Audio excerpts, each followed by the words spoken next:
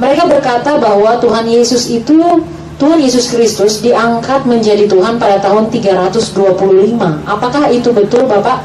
Mohon petunjuk ayat Alkitabnya kalau ada. Yesus diangkat jadi Tuhan tahun 325. Mengapa disebut 325? Karena tahun 325 itu ada konsili Nisea. Nah, tudingan model begini itu seringkali dilakukan oleh orang-orang yang anti keilahian Yesus. Misalnya adalah orang Islam seperti Zakir Naik, ya.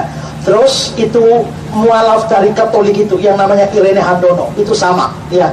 Terus Saksi Yehova, terus Unitarian, semua pakai argumentasi Yesus baru diangkat jadi Tuhan itu tahun 325 pada Konsili Nisea. Assalamualaikum warahmatullahi wabarakatuh. Masih kembali di channel terbaru saya. Terima kasih pada teman-teman masih setia menonton, mendukung, menyaksikan konten dari channel ini. Jadi tentunya kita sudah mendengarkan bagaimana cuplikan videonya. Ada pertanyaan yang cukup menarik ditanyakan kepada pendeta Esra Soru ini. Banyak yang mengatakan Yesus ini diangkat menjadi Tuhan pada tahun 325. Apakah benar seperti itu? Jadi buat teman-teman sekalian di sini, sebelum kita dengarkan penjelasan dari Pak Pendeta Esra Soru ini, sebelum Yesus itu diangkat menjadi Tuhan, siapakah Tuhannya orang Kristen? Karena Yesus itu diangkat menjadi Tuhan itu pada tahun 325. Sebelum itu siapa Tuhan Kristen? Siapa yang mengangkat Yesus ini menjadi Tuhan? Jadi kepada teman-teman di sini, jangan kemana-mana dulu, silahkan tonton sampai selesai agar kita tidak gagal paham. Tapi sebelum kita lanjutkan, silahkan dukung channel ini dengan cara tekan tombol subscribe-nya, bunyikan tanda loncengnya, dan silahkan dibagikan videonya. Selamat menyaksikan. Salam Bapak Pendeta Esra, saya Yusak Jemaat Kota Kupang. Pak, saya pernah menonton video di YouTube milik Dr. Zakir Naik dan seorang biarawati Katolik Irene Handono yang menjadi mualaf. Mereka berkata bahwa Tuhan Yesus Kristus diangkat menjadi Tuhan pada tahun 325. Apakah itu betul, Bapak? Mohon petunjuk ayat Alkitabnya kalau ada. Yesus diangkat jadi Tuhan tahun 325. Mengapa disebut 325? Karena tahun 325 itu ada konsili Nisea. Nah, tudingan model begini itu seringkali dilakukan oleh orang-orang yang anti keilahian Yesus. Misalnya adalah orang Islam seperti Zakir Naik, ya. Terus itu mualaf dari Katolik itu yang namanya Irene Handono, itu sama, ya. Terus Saksi Yehova, terus Unitarian, semua pakai argumentasi Yesus baru diangkat jadi Tuhan itu tahun 325 pada Konsili Nisea. Nah, ini kan gampang sekali dibantah. Gampang sekali dibantah bagaimana? Kalau ada data bahwa Yesus itu sudah Tuhan sebelum 325, gugur sudah argumentasi mereka. Kita tahan sejenak.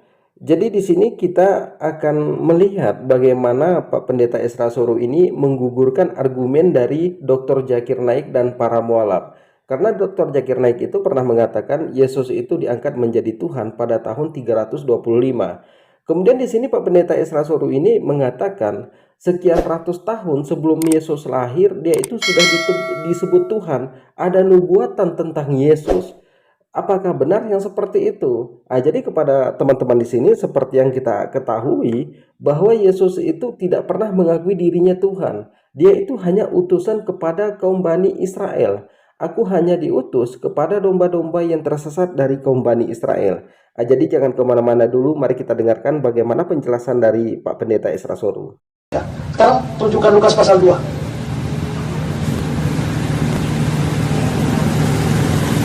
Lukas 2 ayat 11. Hari ini telah lahir bagimu juru selamat, yaitu Kristus Tuhan di kota Daud. Kapan ini Injil Lukas ditulis?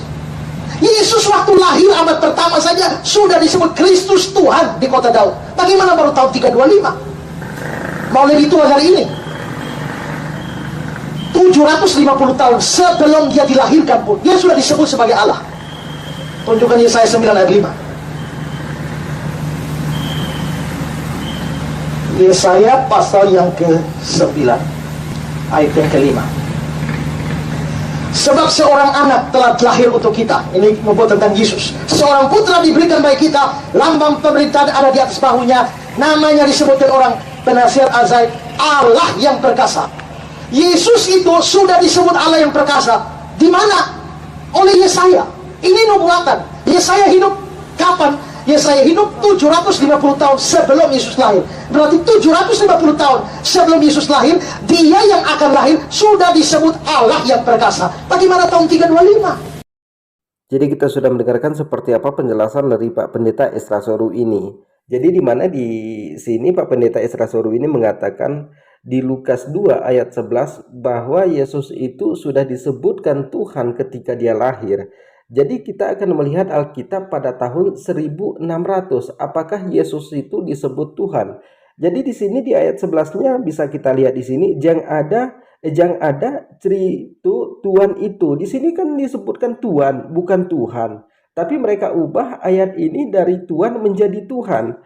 Kemudian bisa kita perhatikan nubuatan Yesus sekian ratus tahun sebelum lahir, kata Pak Pendeta Esra Soru ini. Di Yesaya 9 ayat 6. Sesungguhnya seorang anak telah lahir bagi kita. Ini kan telah lahir, berarti dia itu sudah lahir.